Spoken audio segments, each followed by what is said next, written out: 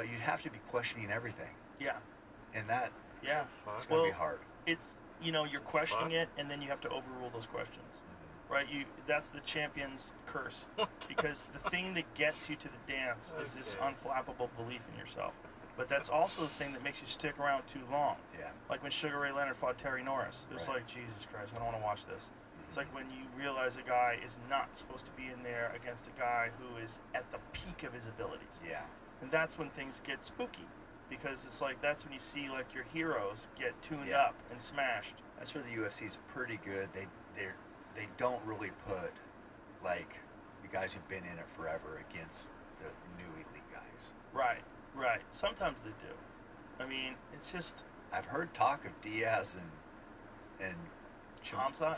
Yeah. That's scary. Well, Khamzat wants to fight everybody. Yeah. I kill everyone. But I'll tell you what, man, that fight with Gilbert Burns got a lot of people brave. A lot of people were more brave after that Yeah. fight because he looked human in that fight. He did. And Gilbert Burns is a fucking animal. Yeah. He's an animal. Another That dude's nice an guy. animal. Super, super nice guy.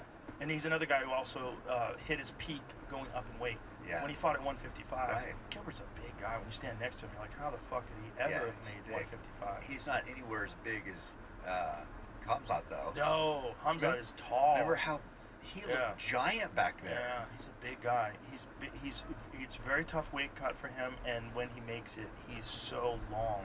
Yeah. And he's so dangerous with his strikes and with his wrestling, with everything. But the thing that we learned about Khamzat in that fight is he's not just a hammer.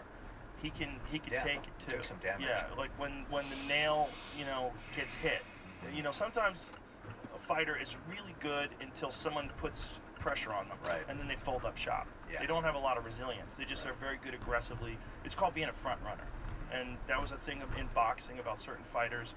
You would always say, well, he's good until he's pressed, and then you see his confidence fall apart, and then that we saw none of that with Khamzat, because Gilbert spun his head around, and it would have KO'd 99% of the people on the planet, but Khamzat immediately dove on, after like wobbled, dropped, and he grabs a hold of a leg and then takes Gilbert down. I mean, that's how good he is. Yeah. He fought just fucking with all of his soul. It was amazing. That is a good point, because you've seen people, I'm not going to say they're front runners because they're legends, but before Tyson lost to Douglas, it's like you thought he's never going to lose, right? Right. Well, and Connor, he was on that roll where it's like these guys are never going to lose, and then they do, and then like something changes. Something with the aura, maybe the belief in themselves a little bit. I don't know what, but he got challenged, and he had that same type of, not even a man, like more of a machine,